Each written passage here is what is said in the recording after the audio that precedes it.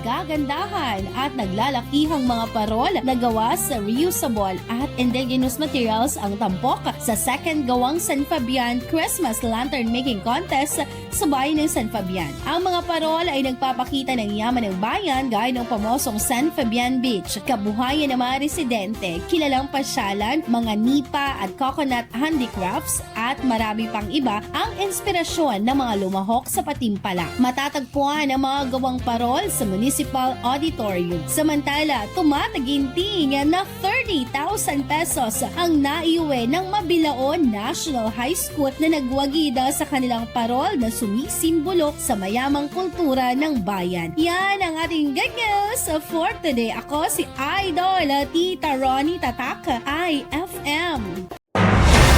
IFM News. IFM News. IFM News.